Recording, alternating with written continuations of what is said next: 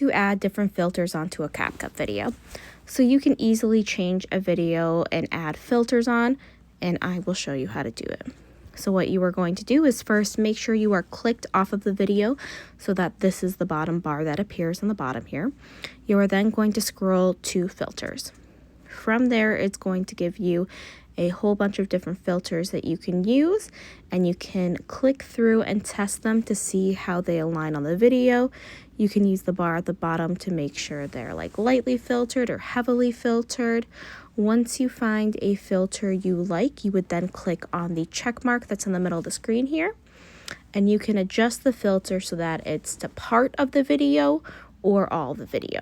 If you wanted to make the filter only be part of the video, you then click split, delete the portion that you don't want it on the video, and then the filter would only be on the portion that you choose.